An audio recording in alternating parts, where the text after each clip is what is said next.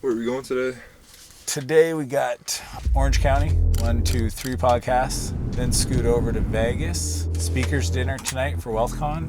And then tomorrow, keynote, podcast, keynote, podcast. Dinner, podcast. Home to Kelowna for date afternoon.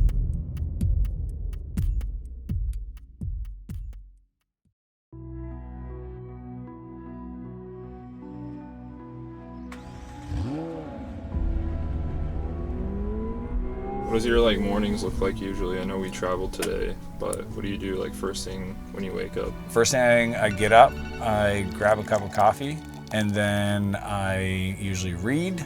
I do gratitude journaling. After that, workout, move my body, get my sweat on, cold plunge right after for recovery, and then I just get into work.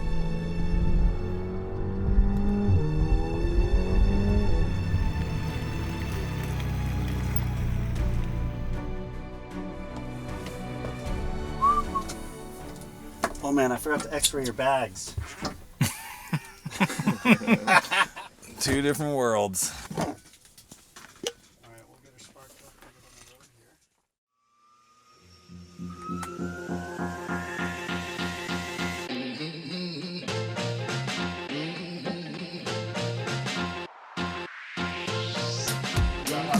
on Protein. 1, 2, chocolate peanut. Oh gosh, dude, chocolate peanut butter. All right, well now we're going all chocolate peanut.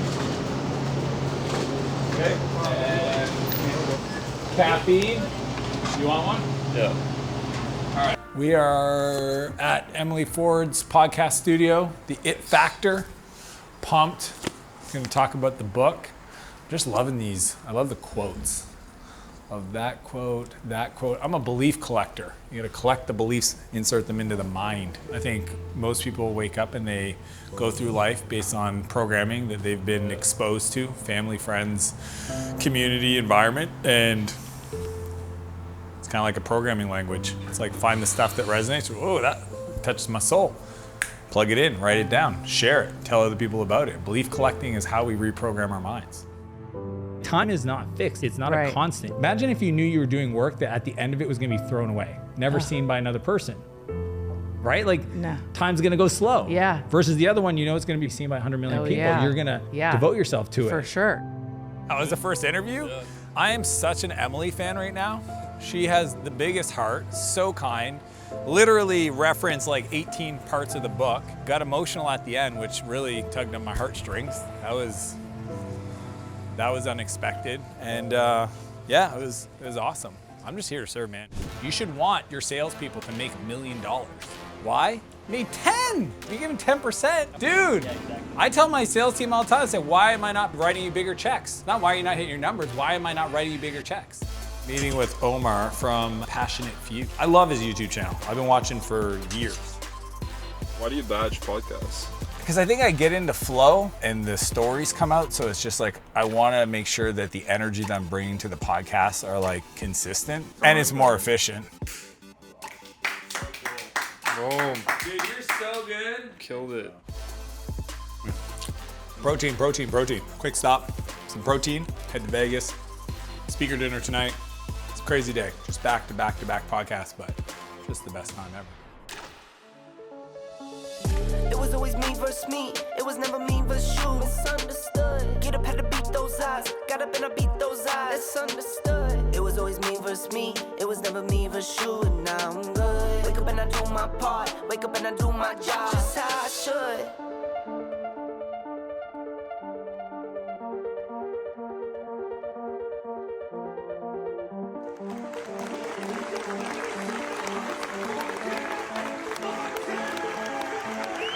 Here's what I know. Every entrepreneur will eventually hit what I call the pain line. And write this down, no entrepreneur will grow into pain.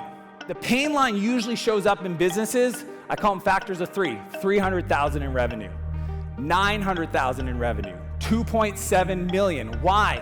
Because at each level of growth, it requires you to learn a new skill to scale.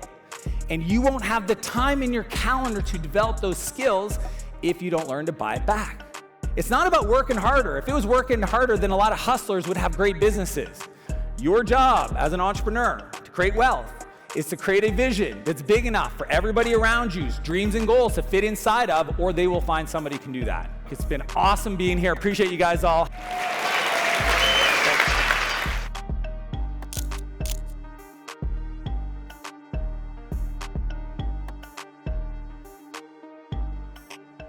Turns out we're stuck in Vegas. Jet engines do not operate in 45 Celsius, 150 Fahrenheit, whatever it is. It's like an oven. It's 4 in the morning. Finally flying out of Vegas. The jet is ready to go. The engines are now cool enough to take off. Now I'm off to Canada. We are now flying to Kelowna, so heading back home. I've got 2 VIP half days where I've got coaching clients flying in, help them unpack and build multiple 8-figure companies, which is my jam. And then dinner with the fam.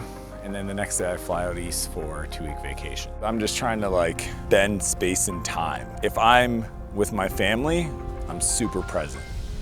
If I'm working, I just want to do the work. I don't need dead space. I want to keep the energy going. And that's why I have an incredible executive assistant. A lot of my life is somebody behind the scenes while I'm essentially running through the day, coordinating all of that. From meals to rescheduling to transportation to whatever. I mean, it just doesn't stop. And I like it that way because at the end of the week, I look back and I'm like, yeah, got a lot of cool stuff done. I never want to wake up and feel like I got to fix a problem. It's like, oh no, I put on 15 pounds, now I got to go to the gym. Or, oh no, I haven't done date night in 8 months and my wife wants to leave me. Or, oh man, I haven't spent quality time with my kids in a month. Some people say, I don't have the time. Yeah, you do. Just like, look at your week and put stuff in place. And if you actually grab all the ingredients and put the blocks in place and you step back, you're like, oh yeah, I do have time to do it. Now, honor the calendar.